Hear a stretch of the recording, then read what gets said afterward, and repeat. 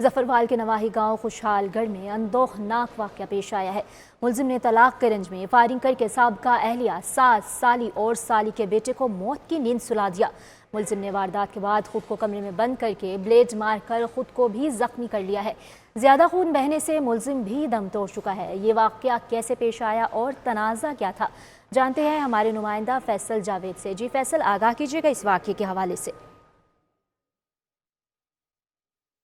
آج بالکل یہ انتہائی افسوسناک واقعہ جو ہے ظفروال کے نواحی گاؤں خوشحال گڑھ میں پیش آیا ہے، جہاں پر ملزم نے اپنی سابقہ بیوی 7 سالی اور سالی کے بچے کو فائرنگ کر کے موت کے نیند سلا دیا ہے۔ فائرنگ سے اس کا سابقہ سسر اور 2 لوگ مزید زخمی ہوئے ہیں۔ فائرنگ کرنے کے بعد ملزم نے خود کو کمرے میں بند کر لیا، جہاں پر اطلاع ملنے پر پولیس نے موقع پر پہنچ کر ملزم کو بھی گرفتار کر لیا اور لاشوں کو TH کے اسپتال ظفروال میں منتقل کر دیا گیا۔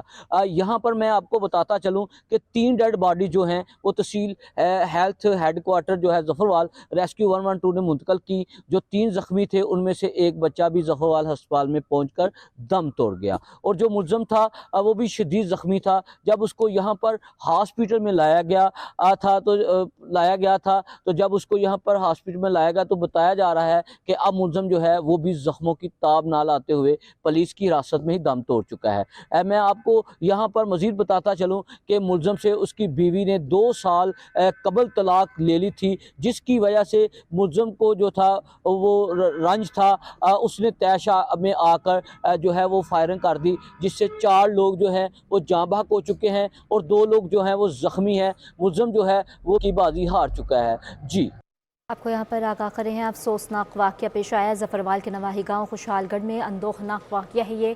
ملزم نے طلاق کی رنج میں فائرنگ کر کے سابقہ اہلیہ 7 سالی اور سالی کے بیٹے کو موت کی نیند سلا دیا ہے۔ ملزم نے واردات کے بعد خود کو کمرے میں بند کر کے بلیڈ مار کر خود کو بھی زخمی کر لیا ہے، جبکہ زیادہ خون بہنے سے ملزم بھی دم توڑ چکا ہے۔ یہ واقعہ پیش آیا ہے کس طرح سے ہمارے نمائندہ جاوید فیصل ہمیں آگاہ کر رہے تھے۔ فی الوقت اپنے ناظرین کو آگاہ کر رہے ہیں کہ افسوسناک یہ واقعہ ہے اور اندوہناک واقعہ پیش آیا ہے ظفروال کے نواحی گاؤں میں۔ جی ہاں، 7 سالی اور سالی کے بیٹے کو موت کی نیند سلا دیا گیا ہے۔ اسی پر ہمارے ساتھ اسی معاملے پر بات کرنے کے لیے موجود ہیں سماجی رہنما آمنہ ملک۔ آمنہ صاحبہ، بہت شکریہ آپ کے وقت کا۔ بتائیے گا کہ ہمارے معاشرے میں روز بروز یہ عدم برداشت کیوں بڑھتا جا رہا ہے؟ السلام علیکم جی۔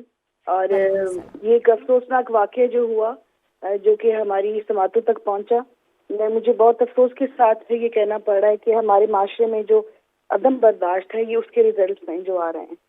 دوسری بات یہ ہے کہ جب معاشرے میں جہالت بڑھ جائے اور تعلیم جو ہے وہ کم ہونا شروع ہو جائے یا تعلیم کے جو ہے وہ مواقع مل ہی نہ رہے ہوں، وہاں پر ایسے واقعات کا جو روح پذیر ہونا یہ بہت ہی ایک افسوسناک سی بات ہے۔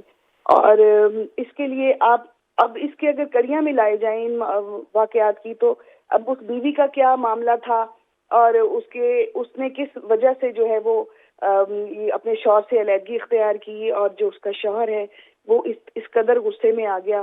تو یہ سارے جو معاملات ہیں یہ جاتے اس طرف ہیں کہ سوسائٹی کے اندر، ہمارے معاشرے کے اندر جرائم کا بڑھ جانا اور ایک ناقابل یقین حد تک بڑھ جانا اس بات کی طرف اشارہ کرتا ہے کہ ہمارے معاشرے میں جو عدم برداشت ہے نا وہ بالکل جو ہے وہ ناگزیر ہے۔ لیکن عدم برداشت کتنا بڑھ چکا ہے، لیکن اس کے ساتھ ساتھ اس کے تدارک کے لیے میں نے جب یہ واقعہ سنا، دیکھا، پڑھا، تو مجھے اس وقت یہ سمجھ میں نہیں آ رہا تھا کہ میں اس کے بارے میں یہ سوچنے سے قاصر تھی، اس لیے کہ ایک شخص نے اتنی ساری زندگیاں ختم کر دیں اور اس کے بعد اس نے خود کو بھی ختم کر لیا۔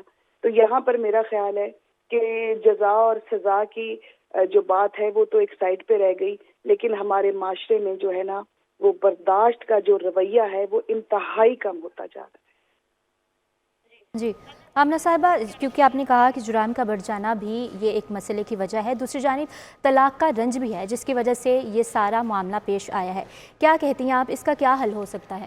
دیکھیں، میں سوچ یہ رہی تھی کہ یہ جو آئے دن جو خلا کے کیسز ہیں ان کا بڑھ جانا، طلاق کے کیسز کا بڑھ جانا، پھر اس میں آپ بہت سی ایسے محرکات ہوتے ہیں کہ جیسے معاشی طور پہ کمزور ہونا مردوں کا، عورتوں کا گھر کے اندر گزارا نہ ہونا، یا آپسی رشتے کے اندر جو سب سے بڑی جو ہے یہ معاشی وجہ بھی ہوتی ہے، ہم اس کو اگنور نہیں کر سکتے بالکل بھی، اس کو ہمیں مد نظر رکھنا ہوتا ہے کہ وہ کون سی ایسی بات تھی، کون سے ایسے معاملات تھے جس سے اس عورت نے کہا کہ میں خلا لوں گی، پھر اس کو ڈگری بھی مل گئی خلا کی کورٹ سے، اور اس آدمی سے یہ برداشت نہیں ہوا. تو معاشرے کے اندر جب معاشی استحکام نہیں ہوتا، جب آپ کے دیکھیے جی ایک گھر ہے، ایک گھرانہ ہے، وہاں پہ پیسے بھی آ رہے ہیں، جیسے بھی وہ تھوڑا بہت کما رہے ہیں، وہ اچھے طریقے سے رہ رہے ہیں، اور جھگڑے جو ہیں وہ غربت سے اور بھوک جو ہے نا وہ جھگڑوں کی بہت بڑی جو ہے وجہ ہوتی ہے.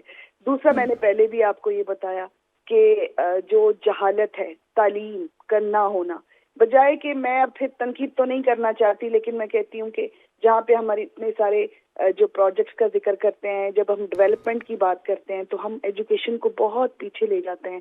ہمارے معاشرے میں تعلیم کی بہت اشد ضرورت ہے، آگاہی کی بہت ضرورت ہے.